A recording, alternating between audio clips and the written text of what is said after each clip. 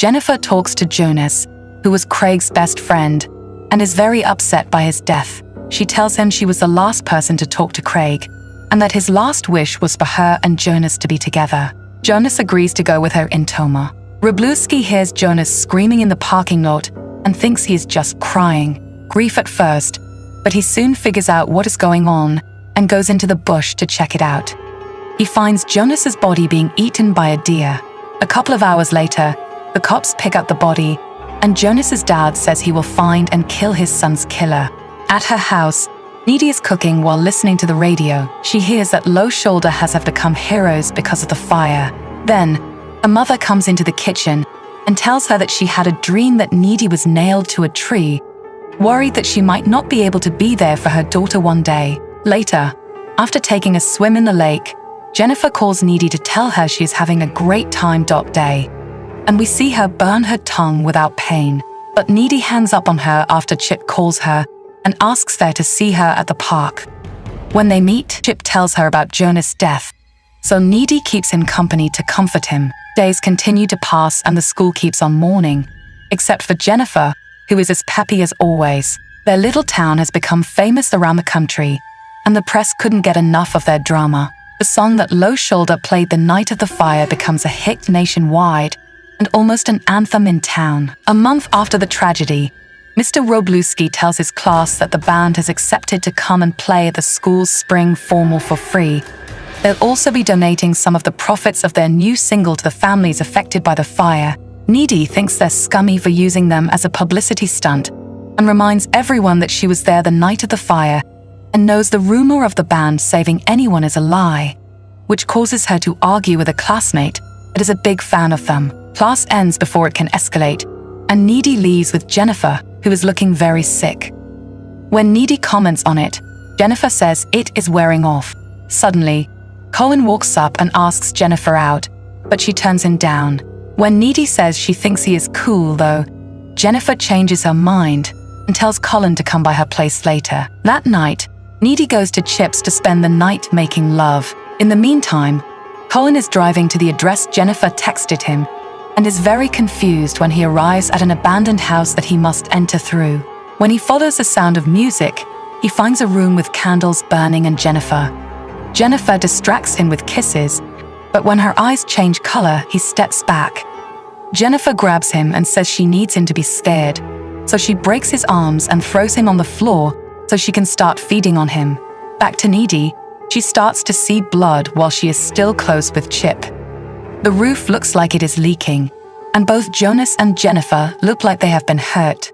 Chip sees her sitting nearby. At first, he thinks her groans mean she is happy, but he soon realizes Needy is too upset to continue, so she gets dressed and leaves in her car. In the middle of the road, she almost crashes into Jennifer, who is covered in blood again, and is now jumping on Needy's car window.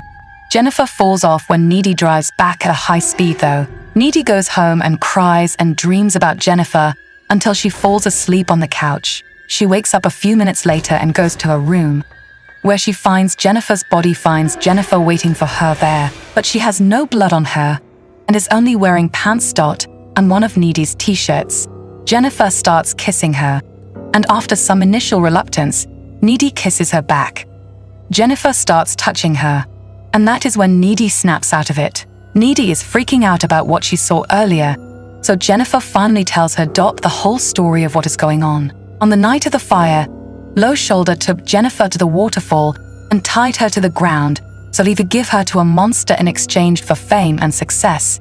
The guy stabbed her while singing Jenny to her, and then they threw the knife into the river. For some reason, she did not die. Instead, she woke up and could not remember anything. Way to Needy. Since Needy is her friend, she could not hurt her, so after leaving her house, she went down the road and found Ahmet, who had gotten out of the fire, but no one knew he was still alive. So she took him into the woods and ate him. Jennifer knows that when she is full, she cannot be killed, and she shows Needy by cutting her arm and having the wound heal itself right away. Needy, who is upset, asks Jennifer to leave, and she does so by jumping out of the window, getting hurt. A few days later, Needy helps out at Colin's funeral, where his emo friends and his mother fight. Colin's school has a memorial for him, and students are taught about the buddy system and how to deal with sadness, but no one seems to care anymore. They have moved on. Needy hasn't, so she starts doing research in the school library's paranormal area.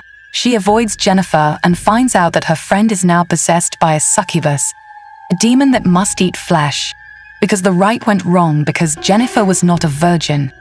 The only way to kill her is to put a sword through her heart when she is weak. When Chip talks to her about the upcoming dance, Needy tells him not to go and tries to talk him out of it. To tell him Jennifer is evil now, but he does not believe her. Needy says she will go to the dance, but not with him because it is not safe for them to be together now. When the night of the dance comes, everyone is getting ready. Chip's mom gives him pepper spray because she is worried about his safety after what happened to Jonas and Colin. Jennifer tries to cover up how sick she looks with makeup. Jennifer goes up to Chip at the park and tells him that Needy has been cheating on him with Colin. She starts kissing him, and soon he asks her to go somewhere else, so she does. Jennifer takes him to an empty pool house. Chip cannot kiss her anymore because it feels strange, so Jennifer throws him in the pool and starts shaking him. Needy, on the other hand, feels something on her lips and figures out that Jennifer has Chip. When she goes to his house, his mom tells her that he cut through the park to get to Needy, goes down that way, and finds the bouquet he bought for her on the ground. When Chip calls for help, Needy goes to where he can hear him and goes into the pool. Chip goes to Needy's house to give him his pepper spray, but when he gets there, Jennifer has already started to eat him. Needy jumps into the pool, which makes Jennifer run away from Chip. When Jennifer gets close again, she sprays her eyes, which makes her throw up on them and float out of the pool. Chip and Needy also get out of the pool. Needy tells Jennifer she has always been a good swimmer, a bad friend, and insults her in various ways. Jennifer intends to attack her for this, but as she comes closer, Chip impales her with a pool skimmer. It's not enough to kill her though, so she just leaves through the window while Chip dies in Needy's arms.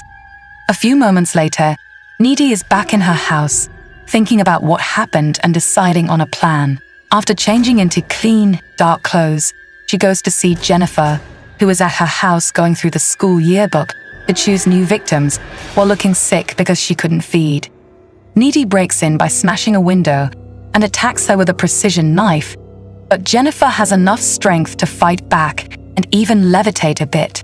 She bites Needy on the arm before she cuts across on her stomach, and after some struggling in the air, Needy tears off Jennifer's matching friend necklace, causing her to let go of her and fall on the bed. Needy lands on top of her and stabs her in the heart, effectively killing her, but she's caught in the act by Jennifer's mother. Back in the present, Needy tells us that if you are bitten by a demon and survive, you gain some of its abilities.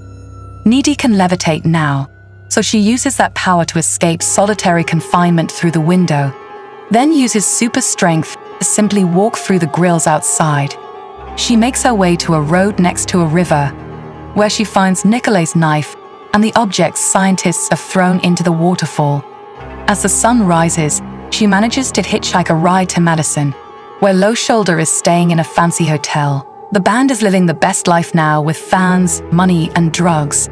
That is, until Needy finds them and murders them all.